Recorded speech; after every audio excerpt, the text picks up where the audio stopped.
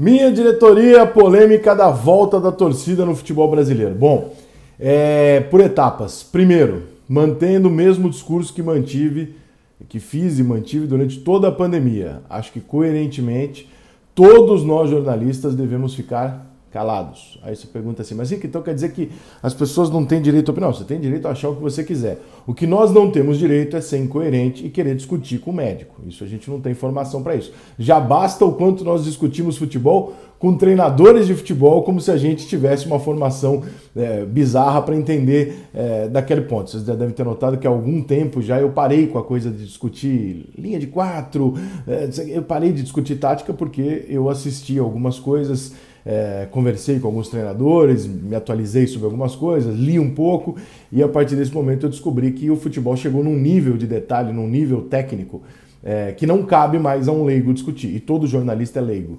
Então, por mais que eu tenha tido ajuda lá do professor Espinosa e tal, tenha 2 cursos de treinador de futebol, inclusive, chegou-se num nível que é absolutamente superior àquilo que a gente sabia. Então, 10, 15 anos atrás, a gente podia dizer, não, bota um lateral, troca aqui, abre mais um ali e tal. Essa era uma coisa que a gente fazia e pode continuar fazendo, mas é absolutamente superficial. Por isso que cada vez menos a gente discute o detalhe do jogo, pelo menos as pessoas mais sensatas, né, percebem que, porra, nós não estamos mais discutindo um cara que bota 11 camisas e escolhe 5, 6 reservas e vai pro jogo, não é mais isso. Então tem uma série de coisas. Se você tiver alguma dúvida, eventualmente assista o Tudo ou Nada na Amazon Prime da Seleção Brasileira na Copa América. Você vai ver trechos das preleções do Tite e aí você vai olhar e falar, realmente nesse nível de futebol que nós estamos hoje não dá para discutir. Ou leia o livro do Guardiola também, que vocês vão chegar na mesma conclusão. Mas onde é que eu quero chegar na questão da volta do futebol? Bom, você lembra quando começou o negócio do futebol, foi um discurso quase unânime na imprensa, por 2 motivos, um por razão e outro por ideal, de que era um absurdo o Bolsonaro dizer o que ele tinha dito, e eu concordo, era um absurdo o Bolsonaro dizer que é gripezinha, que tinha que tomar isso, tinha que tomar aquilo. Quem tem que dizer isso são os médicos, são os infectologistas, e no caso o ministro da Saúde, que era um médico. Então, seguindo uma linha de coerência que muitos dos meus colegas não querem seguir, eu não discuto com o médico.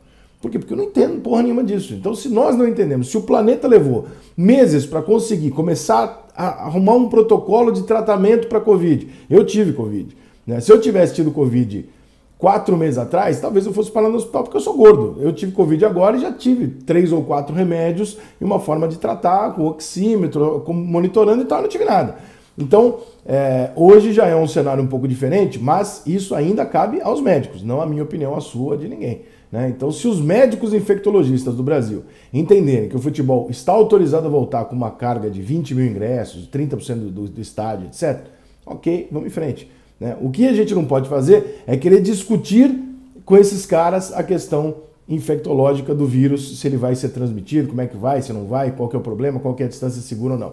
Compreendo em absoluto os argumentos das pessoas que falam, peraí, Ricardo, olha só, se eu posso andar no metrô lotado, se eu posso pegar uma praia lotada, se eu posso andar num ônibus lotado, por que eu não posso ir no estádio de futebol? Compreendo pra caralho, tá? Mas ainda assim, ainda que eu tenha uma opinião sobre isso, tá? E eu tenho, e posso nem omitir de vocês, eu realmente acho que as coisas deveriam voltar ao normal em virtude da quantidade de coisas que nós somos forçados a fazer, ou não, mas que nós fazemos porque queremos, normais durante o dia a dia. Então eu acho que ficou um pouco hipócrita uma pessoa pegar um ônibus de segunda a sexta 2 vezes por dia, absolutamente lotado, ele vai na praia no final de semana absolutamente lotado, vai falar, não, o futebol não pode, não, o cinema não pode, o show não pode. Eu acho que é um pouco de hipocrisia. Mas entre o que eu acho e o que o médico vai dizer, o que eu acho não vale absolutamente nada. Então, mantendo a linha de coerência daquilo que eu disse no começo da pandemia em relação a Mandetta e Bolsonaro, eu vou manter dizendo que essa decisão é eternamente de médicos, estejam eles certos ou não, eles é quem tem algum alvará, eu diria, para dizer para nós o que fazer. Vamos agora para o aspecto técnico, o aspecto que é a CBF discutindo aquilo que os médicos, os protocolos do Rio de Janeiro serão liberados. E aí os outros times falam, não, peraí, só no Rio de Janeiro não é maneiro. E a CBF vai lá, não é maneiro que só um lugar, né, só 4 times tenham torcida e todos os outros não. Rica, mas o fato de ter torcida influencia? Se não influenciasse, o planeta não teria adotado o gol fora. E acho que isso responde qualquer tipo de pergunta. Evidentemente que ter público influencia. Se você tiver dúvida disso, basta você ver no regulamento do futebol que jogar em casa tem um gol, em muitos campeonatos, que tem um valor menor do que um gol fora de casa. Portanto, jogar em casa tem a sua considerável vantagem e isso está muito em cima do fator da torcida. Nessa briga toda, erra mais uma vez o Flamengo e sua arrogância, sua maneira de querer decidir o futebol sozinho. A partir do momento em que 20 clubes vão decidir democraticamente, falar, bom, o que nós todos achamos melhor? E 19, o que inclui os outros 3 do Rio, falam, não, é melhor que volte para todo mundo e não que volte aos poucos. Só o Flamengo quer voltar sozinho. Ou seja, mais uma vez, o Flamengo quer ganhar o campeonato a caralho. Não importa quem eu vou matar. Eu quero simplesmente ganhar o campeonato e foda-se. Então, já não é surpreendente, né? O Flamengo age sozinho o tempo todo. É uma crítica recorrente já que eu venho fazendo aqui e qualquer pessoa tem visto. Não à toa está rachado com todos os clubes do Brasil. Mas foi 19-1 a votação.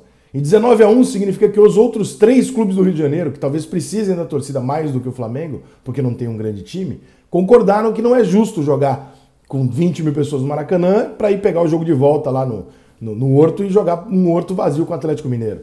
Né? Então eu disse aqui um ou 2 meses atrás, alertado por um amigo, o seguinte, falou, vai dar merda, porque na hora que liberar em uma praça e na outra não, vai ter time falando, não vou jogar.